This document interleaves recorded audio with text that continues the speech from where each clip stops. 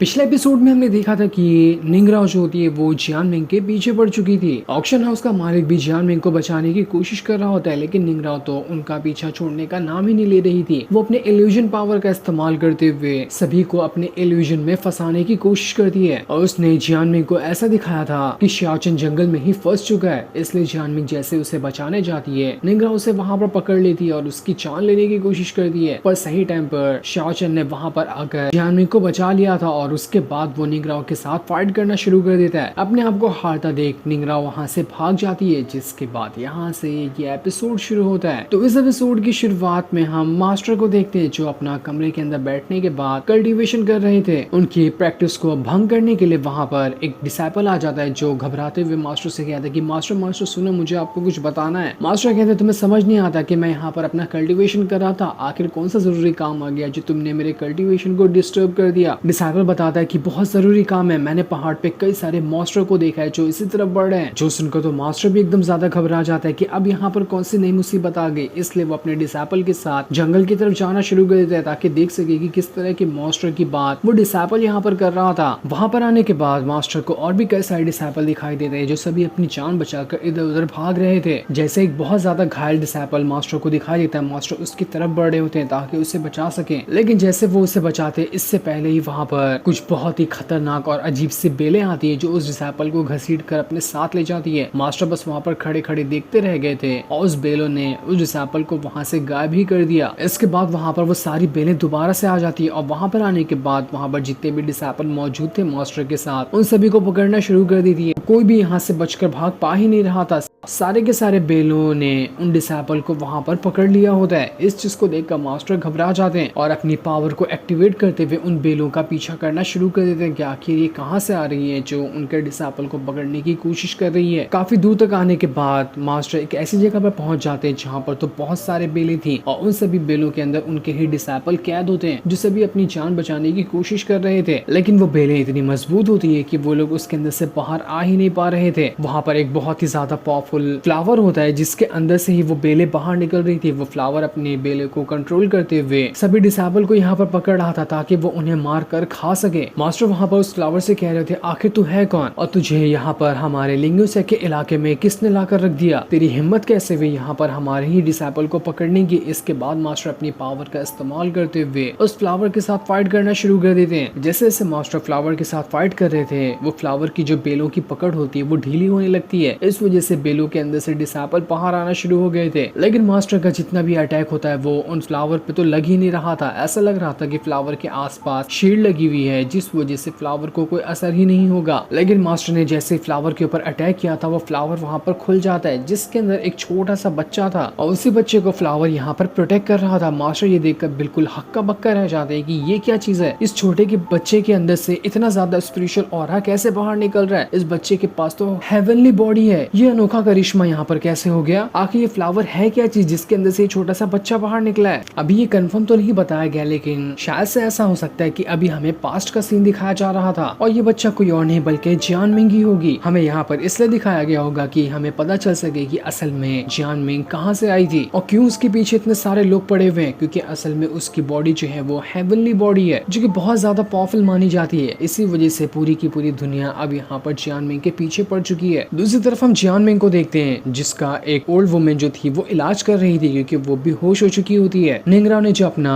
नाखून उसके अंदर डाला था उसके अंदर पॉइजन था, इसी वजह से जियानमिंग यहाँ पर बेहोश हो चुकी थी। ओल्ड वुमेन अपनी पावर का इस्तेमाल करते हुए उसके अंदर से सारा पॉइजन बाहर निकालने की कोशिश कर रही होती है। ओल्ड वुमेन वहाँ पर बता रही थी कि आखिर ये जो लड़की है ना इसके अंदर की स्पिरिचुअल पावर इस दुनिया की तो है ही नहीं, वो हेवन की है, इसी वजह से इसे ठीक करना काफी ज्यादा मुश्किल होगा। अर्थ वाले तरीके का इस्तेमाल करके जल्दी ये ठीक नहीं हो पाएगी। तभी जैसे ही उसने जियानमिंग को ठीक करने की कोशिश की थी जियानमिंग के अंदर से स्पिरिचुअल पावर निकलकर उस ओल्ड वुमेन के ऊपर ही अटैक कर दी थी। इस वजह से तो ओल्ड वुमेन की वहाँ पर हालत खराब हो चुकी थी। ओल्ड वुमेन वहाँ पर कह रही थी कि इसकी स्पिरिचुअल पावर बहुत स्ट्रॉन्ग है, क्या ये सच में वही है जिसके पीछे पूरी दुनिया पड़ी है ताकि इसकी हेवनली बॉडी को हासिल कर सके। मेरे ख्याल से तो ये वही लड़की होगी जिसे हेवनली लोटस ने जन्म दिया है। इस लड़की की पावर इतनी ज्यादा आगे चलकर होने वाली है ना कि हेवन और अर्थ की पावर भी उसके सामने कुछ नहीं रहेगी। जाएगी। पूरे 6 रेल्म के अंदर से सभी पावरफुल चीजों को मिलाया जाए तब भी इस जियानमिंग की जो पावर है उसके बराबर नहीं होगी, इसकी पावर ज्यादा ही होगी। कुछ साल के अंदर ये इतनी स्ट्रांग हो जाएगी जिसका कोई अंदाजा तक के नहीं लगा सकता। शायद यही वजह होगी कि पूरी की पूरी दुनिया इसके पीछे पड़ चुकी है ताकि इसे हासिल कर सके। अगर इस अर्थ के ऊपर बहुत बड़े से बड़ा खतरा भी आने वाला क्यों नहीं होगा, उससे भी जियानमिंग अपनी पावर का इस्तेमाल करते हुए रोक पाएगी, इतनी स्ट्रांग हो जाएगी वो। लेकिन वहां तक के जाने के लिए इसका पहले ख्याल रखना पड़ेगा ताकि ये दुश्मनों के हाथों अभी ना लग जाए। ऑक्शन हाउस का मालिक कह रहा था, अच्छा अब मुझे समझ में आया कि आखिर शियाओ चेन भी जियानमिंग को क्यों बचाना चाहता था और सारी दुनिया इसके पीछे क्यों पड़ी हुई है, क्योंकि ये है ही इतनी ज्यादा स्ट्रांग। इसकी स्पेशल पावर का इस्तेमाल करके कोई भी अपने कल्टीवेशन के पीक पर जा सकता है। जियानमिंग तो खुद अभी अपनी हेवनली बॉडी से अनजान है। जब उसे पता चलेगा इसके बारे में तो वो एकदम ज्यादा हैरान रह जाएगी। ओल्ड वुमेन ने यहाँ पर जियानमिंग के अंदर से पॉइजन को बाहर निकाल दिया था। इस वजह से शियाओ चेन जो होता है वो वहाँ पर ओल्ड वुमेन का शुक्रिया कर रहा होता है कि आपका बहुत बहुत शुक्रिया जो आपने यहाँ जियानमिंग को ठीक कर दिया। वो अपने पास से एक कल्टीवेशन से जुड़ी हुई किताब निकालता है जिसमें कुछ टेक्निक वगैरह लिखी होगी और किस तरह से इलाज वगैरह किया जाता है इन सभी के बारे में लिखा हुआ था। इस चीज को देखकर ओल्ड वुमेन खुश हो जाती है कि अरे वाह, बहुत ही बढ़िया गिफ्ट मिला है मुझे। लेकिन ओल्ड वुमेन शियाओ चेन से यहाँ पर ये कह रही होती है कि तुम्हें अभी गिफ्ट देने की जरूरत नहीं है, मैंने बस इसके अंदर से पॉइजन को बाहर निकाला है और हल्का फुल्का मैडियन को ठीक करने की कोशिश की है। मेरे ख्याल से तो ये काम हो चुका है, लेकिन वो होश में आएगी या फिर नहीं आएगी इसकी मैं गारंटी नहीं दे सकती, क्योंकि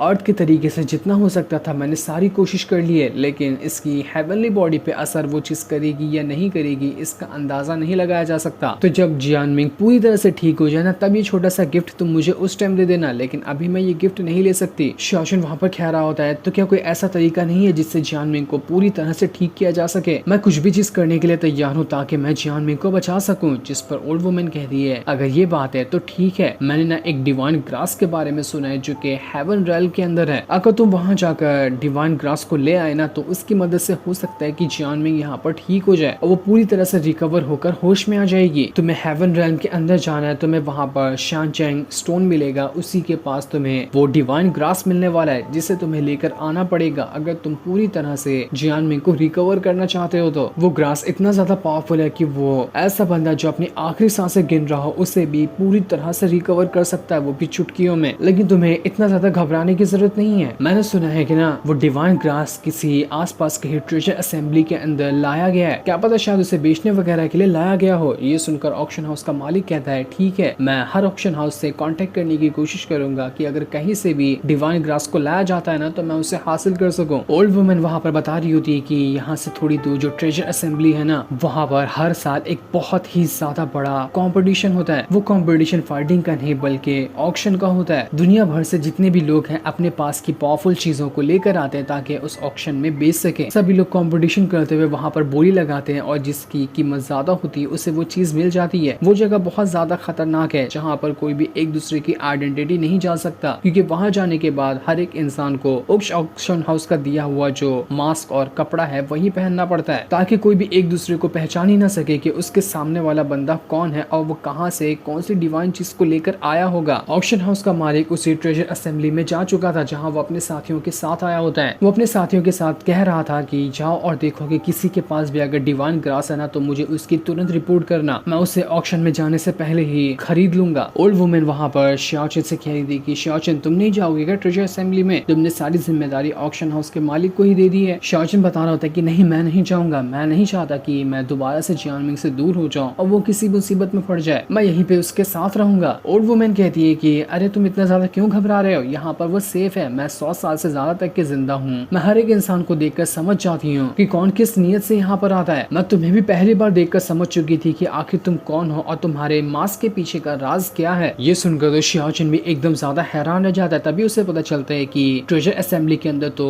झगड़ा हो गया है, इसलिए उसे वहां पर जाना होगा। ये सुनकर शियाओ चेन जल्दी से ट्रेजर असेंबली में आता है ताकि देख सके कि यहाँ पर झगड़े की वजह से डिवाइन ग्रास न चली जाए। वहां पर आने के बाद उसे कुछ लोग दिखाई देते हैं जो आपस में ही झगड़ा करते हुए सारा का सारा जो ट्रेजर था उसे तोड़फोड़ करने की कोशिश कर रहे थे। ओल्ड वुमेन कहती है आखिर किसके अंदर इतनी ज्यादा चर्बी आ गई जो यहाँ पर सीन क्रिएट करने की कोशिश करा। तुम लोगों को समझ नहीं आता कि ये ट्रेजर असेंबली कितनी बड़ी जगह है। एक बौना आदमी आकर ओल्ड वुमेन पे हमला करते हुए कहता है कि मैं यहाँ पर ना सीन क्रिएट कर रहा हूँ, जो उखाड़ना है उखाड़ ले। इसके बाद तो उस बौने ने यहाँ पर अपने और साथियों को बुला लिया था और 3 बौने मिलकर यहाँ पर ओल्ड वुमेन के ऊपर अटैक करना शुरू कर कर देते हैं। उन लोगों ने यहाँ पर अपना अटैक एक्टिवेट कर लिया था। वहीं पर शाओशन भी खड़ा होता है जो आराम से वहाँ पर खड़े खड़े चाय पी रहा था। वो बोनो से कहता है कि ओ बचकानो, क्या तुम लोगों को मेरी जरूरत है क्या? मैं भी कूद पड़ूं तुम लोगों के बीच में। जो सुनकर वो बोने लोग कहते कि आखिर तू है कौन और तेरे हाथ में जो चाय है ना, ला फटाफट से इधर दे, हम लोग को भी चाय पीनी है। जो सुनकर तो वो लोग अब यहाँ पर शाओशन से हमला करना शुरू कर दे, लेकिन शाओशन तो आराम से चाय पीते पीते उन बोनों को फुटबॉल की तरह उड़ा उड़ा कर फेंक रहा था। वो तीनों बोने अपनी वहाँ पर पूरी जान लगा देते, लेकिन फिर भी वो वहाँ पर कुछ नहीं कर पा रहे थे। और शाओशन अभी तक की अपनी चाय पी रहा होता है और चाय पीते पीते ही वो सभी को मारे जा रहा था। ओल्ड वुमेन तो ये देखकर एकदम ज्यादा हैरान रह जाती कि वाह, मैंने जैसा सोचा था ये शाओशन तो वैसा ही निकला। मुझे पता था कि ये कोई मामूली बंदा नहीं है। ओल्ड वुमेन वहाँ पर उन बोनों से कह रही थी कि आखिर तुम बोने लोग कहाँ से आए, तुम किसके लिए काम करते हो और यहाँ पर सीन क्यों क्रिएट कर रहे हो? जो सुनकर तो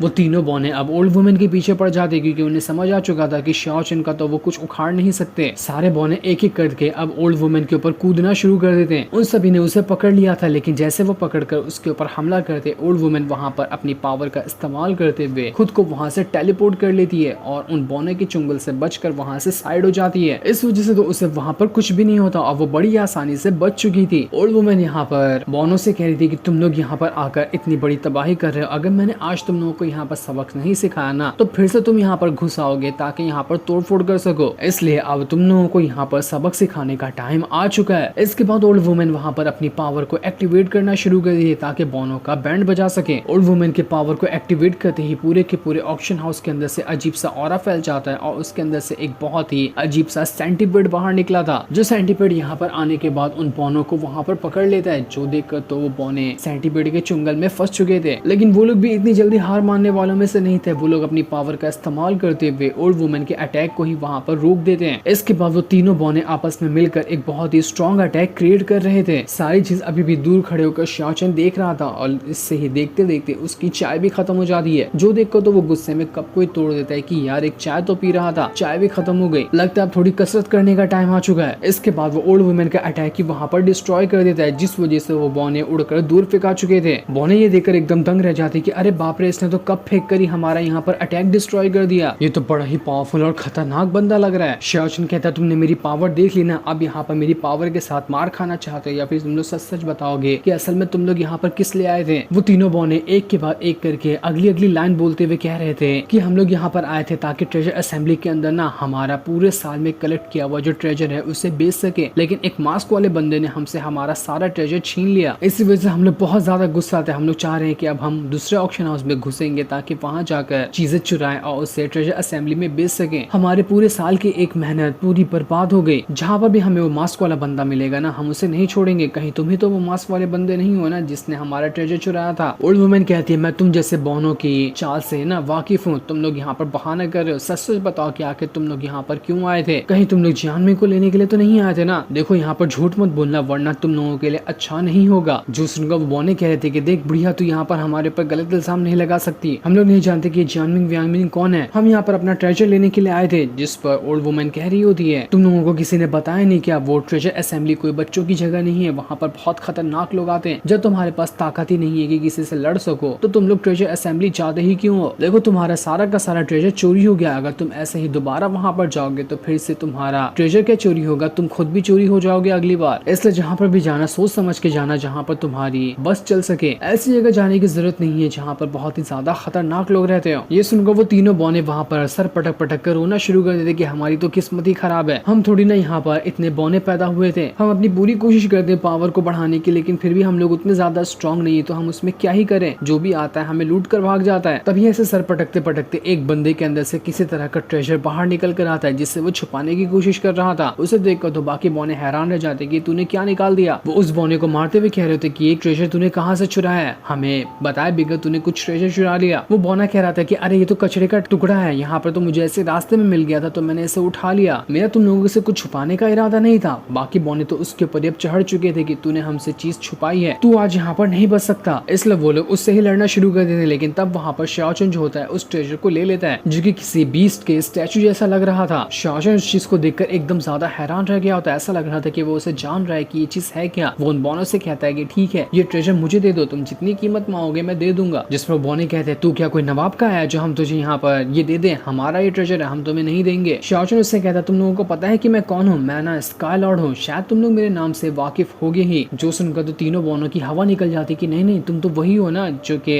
लिंगो सेट को अकेले बचा लिया था, तुम उसे ऐसे ही रख लो, हम तुमसे पैसे नहीं मांग सकते, तुम तो बहुत पहुंची हुई हस्ती हो। शाओचन यहाँ पर कह रहा था कि जिसने भी तुमसे तुम्हारा ट्रेजर चुराया है ना, मैं वो ट्रेजर हासिल करने में तुम्हारी मदद भी करूंगा, लेकिन उसके बदले तुम्हें ये वाला ट्रेजर मुझे फ्री में देना होगा। वो बॉने कहते तुम सच कह रहे हो ना, तुम इतने छोटे से स्टैचू के बदले हमें हमारा सारा ट्रेजर हासिल करने में मदद करोगे? आखिर इस स्टैचू के अंदर ऐसी क्या चीज है जिसके बारे में हमें नहीं पता? देखो अगर तुम हमसे झूठ कह रहे हो ना तो ये तुम्हारे लिए अच्छा नहीं होगा। शाओचन कहता है नहीं मैं झूठ नहीं कह रहा, मैं अपने वादे का पक्का हूँ, बताओ तुम्हें ये ऑफर पसंद आया या नहीं आया? जिस पर वो बॉने इस डील के लिए यहाँ पर राजी हो जाते हैं। इसके बाद शाओचन रात को अकेले घर के बाहर निकल कर आ जाता है और उस स्टैचू को देख रहा था ताकि जान सके कि ये स्टैचू क्या चीज है। वो अपना थोड़ा सा खून निकाल कर उस स्टैचू पे डाल देता है। जैसे वो खून उस स्टैचू पे गया था वहां पर एक बहुत ही ज्यादा स्ट्रॉन्ग फॉर्मेशन बन जाता है, जिसके बाद तो देखते ही देखते उस स्टैचू के अंदर से बहुत ही ज्यादा स्पिरिचुअल पावर बाहर निकलने लग गई थी। ऐसा लग रहा था कि वो वहां पर पूरा एक गैलेक्सी बना रही है। न जाने वो चीज क्या थी, लेकिन वो बहुत ही खतरनाक चीज थी। जिसके बाद अब देखते ही देखते वहां पर एक बहुत ही ज्यादा स्ट्रॉन्ग वुल्फ आ जाता है जो कि उस स्टैचू के अंदर रह रहा था, और ये एक हेवनली बीस्ट होता है जो कि बहुत ही ज्यादा पावरफुल माना जाता है। जो सीन दिखाते ही ये एपिसोड यहीं पर एंड हो जाता है।